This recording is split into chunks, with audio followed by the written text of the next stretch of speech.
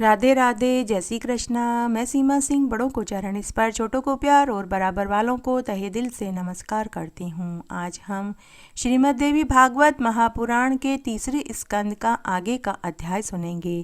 इस अध्याय में व्यास जी द्वारा नवरात्रा व्रत की विधि का पूरा वर्णन, साथ ही पूजा में निषिद्ध कन्याओं का विवेचन और सुशील वेश्या को देवी की प्रसन्नता प्राप्ति का पूरा वर्णन आएगा। आइए अब हम श्रीमद् देवी भागवत महापुराण के इस अध्याय का श्रवण करते हैं। अध्याय का श्रवण करने से पहले आपसे एक करुण रिक्वेस्ट है कि अगर अभी तक आपने मेरे चैनल को सब्सक्राइब नहीं किया है तो कृपया मेरे चैनल को सब्सक्राइब करें, ताकि मेरा आगे आने वाला वीडियो सबसे पहले आपको मिले। और अगर आपको ये अध्याय अच्छे लगें तो इसे ज़्यादा से ज़्यादा लाइक करें, अपने दोस्तों और रिश्तेदारों में ज़रूर शेयर करें, ताकि उन्हें भी श्रीमद् देवी भागवत महापुराण को सुनने का संपूर्ण फल प्राप्त हो और आपको इसका पुण्य फल मिले। आइए अब हम श्रीमद् देवी भागवत महापुराण के आगे का अध्याय सुनते हैं। जन्मेजय ने पूछा कि हे द्विजवर, नवरात्रे आने पर क्या करना चाहिए? विशेषकर शरत काल के नवरात्रे का क्या विधान है, इसे विधि पूर्वक बताने की कृपा करें। हे विप्रवर, आपकी बुद्धि बड़ी ही विलक्षण है। मुझे विस्तार के साथ ये बताइए कि नवरात्रा व्रत करने का क्या फल मिलता है और किस विधि से इसका पालन करना चाहिए। तब व्यास जी बोले कि हे राजन, कल्याणप्रद नवरात्रे व्रत के विषय में मैं तुमसे कहता हूँ, तुम ध्यान से सुनो। शरत काल के नवरात्रे में जैसे विशेष रूप से विधि पूर्वक भगवती की उपासना करनी चाहिए, वैसे ही वसंत ऋतु के नवरात्रे में भी प्रेम पूर्वक पूजा करनी चाहिए। संपूर्ण प्राणियों के लिए शरद और वसंत ये दोनों ऋतुएं यमदृष्ट नाम से कही गई है। ये दोनों ऋतुएं जगत के प्राणियों को महान कष्टप्रद है। अतएव कल्याणकामी पुरुष यत्न पूर्वक दुर्गा अर्चन में तत्पर हो जाए। और वसंत और शरद ये दोनों ही अत्यंत भयंकर ऋतुएं मनुष्य को रोगी बनाने में कुशल है। इनके प्रभाव से बहुत से प्राणी हाथों से हाथ धो बैठते हैं। अतः इन ऋतुओं के आने पर पंडित जन को चाहिए कि भगवती चंडी की आराधना में संलग्न हो जाएं। हे राजन, चैत्र और आश्विन के पवित्र महीनों में भक्ति पूर्वक पूजा करनी चाहिए। अमावस्या के दिन ही उत्तम सामग्री एकत्रित कर लेनी चाहिए। उस दिन एक बार ही हविष्यान्य भोजन करना चाहिए। किसी समतल भूमि पर मंडप बनावे। मंडप 16 हाथ के विस्तार में बनाना चाहिए। खंभों और ध्वजाओं से मंडप को सजाना चाहिए। सफ़ेद मिट्टी और गोबर से इसे लीपना चाहिए। उसके बाद मंडप के मध्य भाग में एक स्वच्छ समतल वेदी बनानी चाहिए। वह वेदी 4 हाथ लंबी, चौड़ी और 1 हाथ ऊंची होनी चाहिए। भगवती को पधारने के लिए वहीं उत्तम आसन बनाना चाहिए। सुंदर बंदरवार और चांदनी से उसे सुशोभित करें। उसी रात ब्राह्मणों को आमंत्रित करें और वे ब्राह्मण देवी के रहस्य को भली भांति जानने वाले, सदाचारी, संयमशील तथा वेद वेदांग के पारगामी होने चाहिए। प्रतिपदा के दिन प्रातःकाल समुद्र, नदी, सरोवर, कुएं, तालाब, बावड़ी या घर पर ही सविधि स्नान करें। प्रतिदिन के प्रातःकाल में जो नियम है उनका पालन करें। उसके पश्चात ब्राह्मणों का वरण करें। पाद्य, अर्ध और आचमनीय से ब्राह्मणों की पूजा करनी चाहिए। अपनी शक्ति के अनुसार वरण में वस्त्र और भूषण आदि अर्पण करें। घर में संपत्ति हो तो कंजूसी नहीं करनी चाहिए। संतुष्ट ब्राह्मणों द्वारा ही सम्यक प्रकार से कार्य परिपूर्ण करवाने चाहिए। देवी का पाठ करने के लिए ब्राह्मणों के विषय में कहा गया है कि 9, 5, 3 और 1 ही ब्राह्मण का वरण करें, किंतु वह ब्राह्मण शांति पूर्वक पारायण कराने वाला हो। वैदिक विधि से स्वस्ति वाचन करना चाहिए। वेदी पर रेशमी वस्त्र से आच्छादित सिंहासन स्थापित करें। उस पर भगवती जगदम्बिका की प्रतिमा को पधराएं। भगवती की 4 भुजाएं हों और हाथों में आयुध विराजमान हो। भगवती रत्न में भूषणों से सुशोभित हो। गले में मोतियों की माला लटक रही हो। संपूर्ण शुभ लक्षणों से संपन्न सौम्य मूर्ति ये देवी दिव्य वस्त्र पहने हुए हो। वे कल्याणमयी भगवती सिंह पर बैठी हो और भुजाओं में शंख, चक्र, गदा और पद्म सुशोभित हो रहे हों। अथवा 8 भुजा वाली भगवती सनातनी की भी प्रतिष्ठा करने का विधान है। भगवती की प्रतिमा के अभाव में नरवाण मंत्र से लिखे हुए यंत्र को पूजा के लिए पीठ पर स्थापित कर देना चाहिए। पास में ही कलश स्थापित करें। कलश को तीर्थ के पवित्र जल से भरना चाहिए। उसमें सुवर्ण और पंच रत्न छोड़ पंच पल्लव लगाना चाहिए। ये सभी काम वेद के मंत्रों का उच्चारण करके होने चाहिए। पास में चारों ओर पूजा की सामग्री रखें। मंगल के लिए गीत वाद्य भी करना चाहिए। नंदा तिथि अर्थात प्रतिपदा में हस्त नक्षत्र हो तो उस समय पूजन उत्तम माना गया है। हे राजन, पहले दिन उत्तम विधि से किया हुआ पूजन मनुष्य की अभिलाषा को पूर्ण कर देता है। उपवास व्रत, एक भुक्त व्रत, नक्त व्रत, किसी भी एक व्रत का नियम से पालन करना चाहिए। फिर प्रार्थना करनी चाहिए कि हे देवी, तुम जगत की माता हो, मैं उत्तम नवरात्रि व्रत करूंगा। हे माता, तुम मेरे सभी कार्यों में मेरी सहायता करना। नवरात्र व्रत की पूर्ति के लिए अपनी शक्ति के अनुसार नियम पालन अवश्य करना चाहिए। तदनंतर विधि के साथ मंत्रों उच्चारण पूर्वक पूजा करनी चाहिए। चंदन, अगर, कपूर, मदार, कमल, अशोक, चंपा, कनेर, मालती, ब्रह्मपुष्प आदि सुगंधित पुष्पों और सुंदर बेलपत्रों एवं धूप दीप से भगवती जगदम्बिका की पूजा और आरती करनी चाहिए। अनेक प्रकार के फल, मावे, मिठाई का भोग लगाना चाहिए। अर्घ्य देना चाहिए। नारियल, नींबू, अनार, केला, नारंगी, कटहल सभी फलों को देवी की अर्चना में रखना चाहिए। हे राजन, फिर भक्ति पूर्वक अन्न भोग लगाना चाहिए। हवन करने के लिए त्रिकोण कुंड बनाना चाहिए अथवा उत्तम वेदी भी बनाई जा सकती है, किंतु फिर भी त्रिकोण सबसे उचित होता है। प्रतिदिन भांति भांति के मनोहर द्रव्यों से प्रातः, संध्या और मध्याह्न तीनों समय में भगवती की पूजा करें। गाकर, बजाकर, नाचकर समारोह को उत्सव के रूप में मनावें। जमीन पर सोवें, ब्रह्मचार्य का पालन करें। दिव्य वस्त्र, भूषण और अमृत के समान मधुर भोजन आदि से कुंवारी कन्याओं की पूजा करें। पहले दिन एक की पूजा करें, फिर प्रतिदिन क्रमशः एक एक बढ़ती जाए। दूसरे दिन 2 कन्याओं की पूजा करें, तीसरे दिन 3 कन्याओं की। इस प्रकार 9वें दिन 9 कन्याओं का पूजन होना चाहिए। अपने धन के अनुसार पूजन में धन खर्च करना चाहिए। हे राजन, शक्ति रहते हुए यज्ञ में धन की कंजूसी नहीं करनी चाहिए। हे राजन, पूजा विधि में 1 वर्ष की अवस्था वाली कन्या नहीं लेनी चाहिए, क्योंकि गंध और भोग आदि पदार्थों के स्वाद से वह बिल्कुल अनभिज्ञ होती है।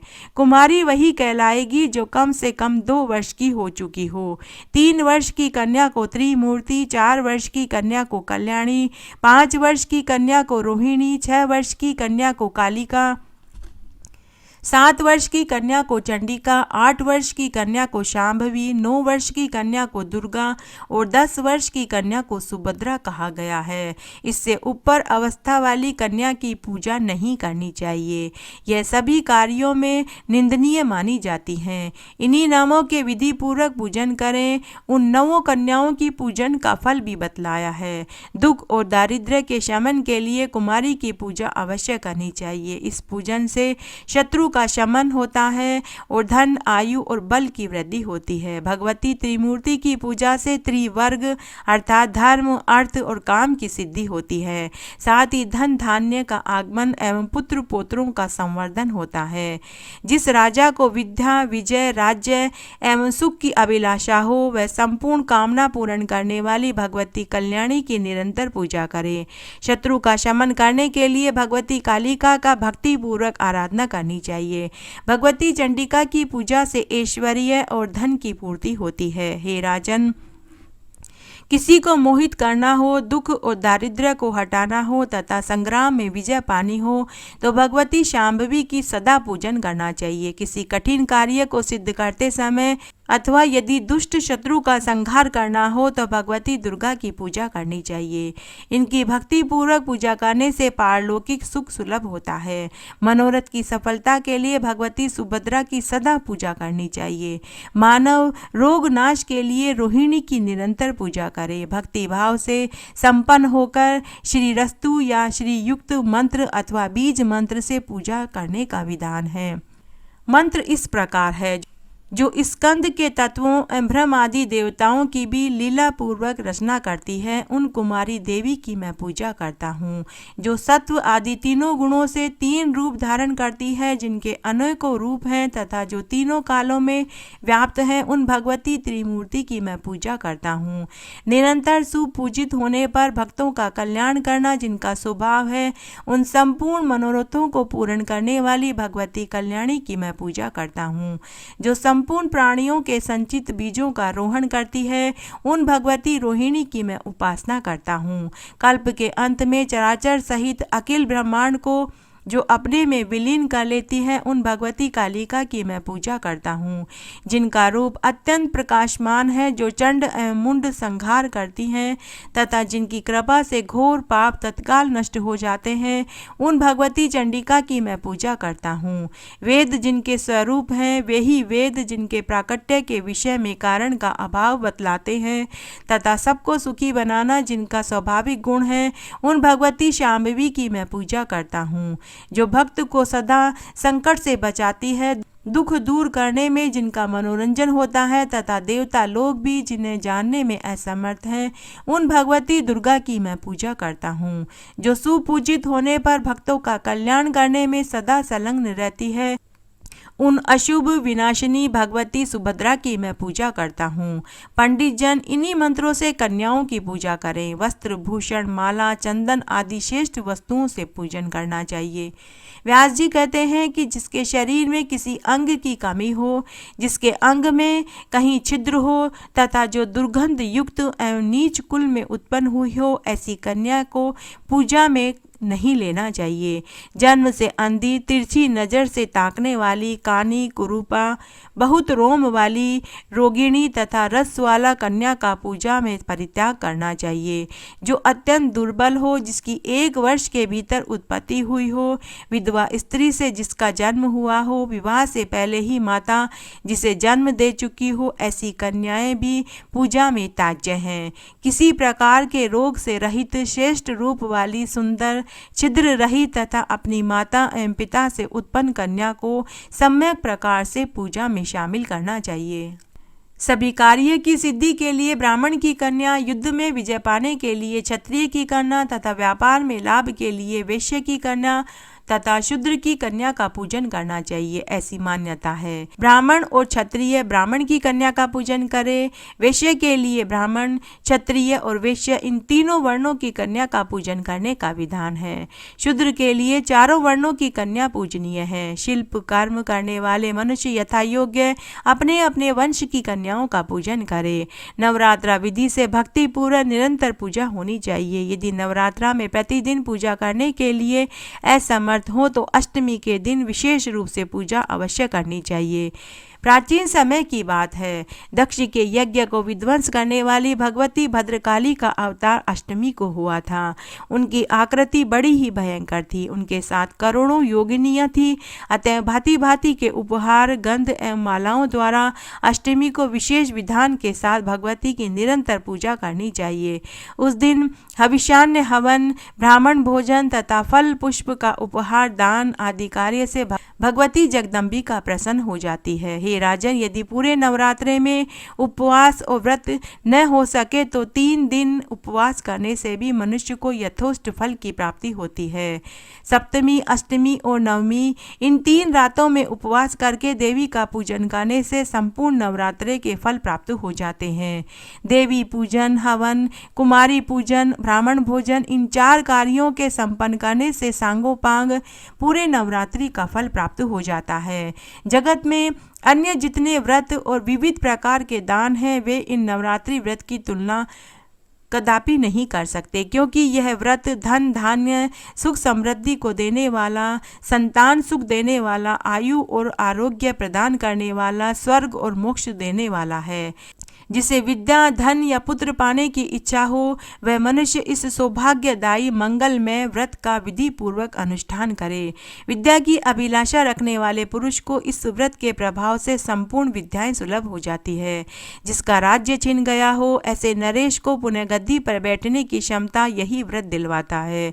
जिन्होंने पूर्व जन्म में इस उत्तम नवरात्रे का पालन नहीं किया, वे ही दूसरे जन्म में रोगी, दरिद्र और संतानहीन होते हैं।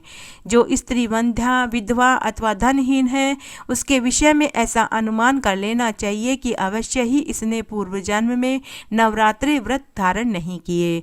जिसने जगत में आकर नवरात्रि व्रत का पालन नहीं किया, वह कैसे धनी हो सकता है तथा कैसे उसे स्वर्ग की प्राप्ति मिल सकती है। जिसने कोमल बिलपत्रों से रक्त चंदन लगाकर उनसे भवानी की पूजा की है, वही पृथ्वी पर राजा बनता है। भगवती कल्याण स्वरूपिणी है, इसका कभी जन्म मरण नहीं होता। दुख दूर करने में सदा तत्पर रहती है, सिद्धि प्रदान करने में हमेशा आगे रहती है। जिस मनुष्य ने इनकी उपासना नहीं करी, वह निश्चय ही इस जगत में दुखी, शत्रुग्रस्त और दरिद्र होता है। ब्रह्मा, विष्णु, शंकर, सूर्य, अग्नि, वरुण, कुबेर, इंद्र सभी देवता बड़े हर्ष के साथ इनका ध्यान करते हैं। जिस भगवती चंडिका की पूजा देवता करते हैं, तो फिर उसकी पूजा मानव को क्यों नहीं करनी चाहिए। मनु ने कहा है कि इनके स्वाहा और स्वधा इन नामों का उच्चारण करने से देवता पितर तृप्त हो जाते हैं। इसी से श्रेष्ठ मुनिगण संपूर्ण यज्ञों में हर्षपूर्वक मंत्रों के स्वाद इनका उच्चारण करते हैं। इनकी इच्छा से ब्रह्मा इस जगत की सृष्टि करते हैं, विष्णु अनेक अवतार धारण करके पालन करते हैं, शंकर संहार करने में तत्पर रहते हैं। उन कल्याणदायिनी भगवती को मानव क्यों नहीं भजता। नर, नाग, पक्षी, पिशाच, राक्षस, देवता, इनमें कोई एक भी ऐसा नहीं है जिसमें भगवती की शक्ति न हो, वह हिल डुल तक सके। घर घर की यही स्थिति है। मंगलमयी भगवती चंडिका का संपूर्ण कामनाएं सिद्ध कर देती है। धर्म, अर्थ, काम, मोक्ष इन चारों फलों की अभिलाषा करने वाला कौन ऐसा पुरुष है जो उन भगवती की उपासना न करे अथवा उनके व्रत से वंचित रह जाए। महान से महान पापी भी यदि नवरात्रि व्रत का धारण कर लेता है तो उसका भी उद्धार हो जाता है। इस संबंध में एक कहानी है जो मैं आपको सुनाने जा रही हूँ।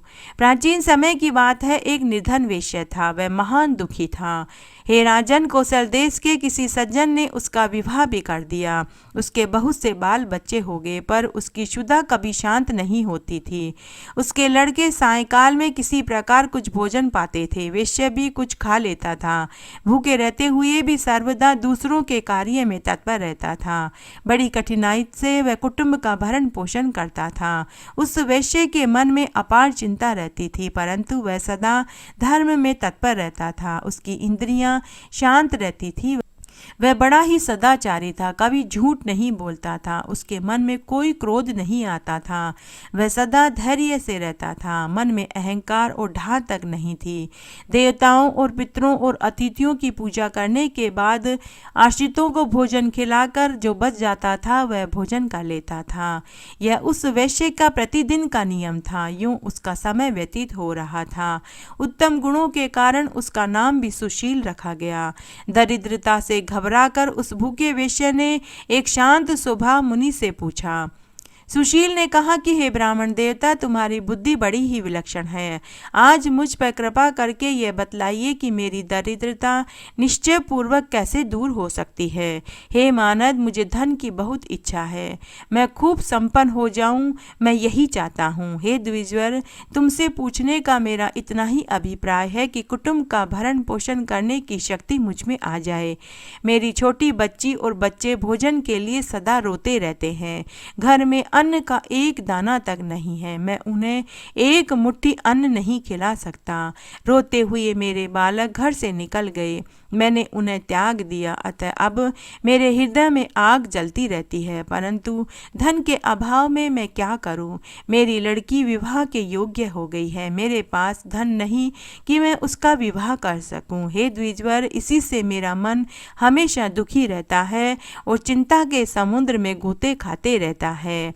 हे दयानिधे, तुमसे कोई बात छिपी नहीं है। हे विप्र, अब तुम कोई तप, दान, व्रत, मंत्र, कोई भी ऐसा उपाय बताइए जिससे कि मैं अपने आश्रित जनों का भरण पोषण सुचारू रूप से कर सकूं।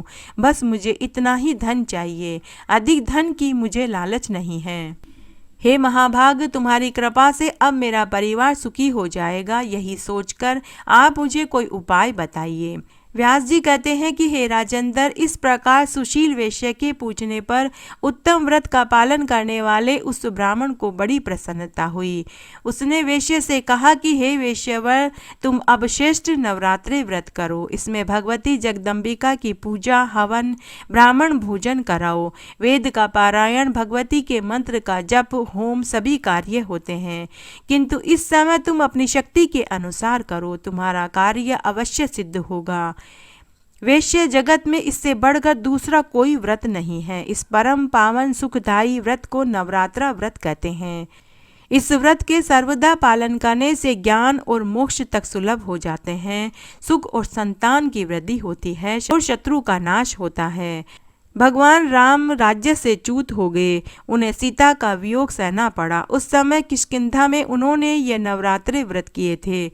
उस अवसर पर सीता के विरह से भगवान राम अत्यंत संतप्त हो उठे थे।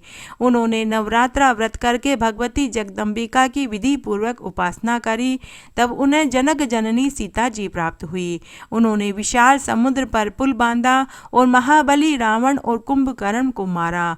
रावण कुमार मेघनाद की जीवन लीला समाप्त हो गई। विभीषण को उन्होंने लंका का राजा बनाया। उसके पश्चात अयोध्या में आकर निष्कंटक राज्य सुख भोगा। हे वेश्य, अमित तेजस्वी भगवान श्री राम को धरातल पर इस प्रकार की सुख सुविधा इस नवरात्रि व्रत से ही सुलभ हुई थी। व्यास जी कहते हैं कि हे राजा, ब्राह्मण की यह बात सुनकर उस वेश्या ने उसी समय उन्हें अपना गुरु बना लिया। साथ ही माया बीज नामक भुवनेश्वरी मंत्र की उनसे दीक्षा ले ली।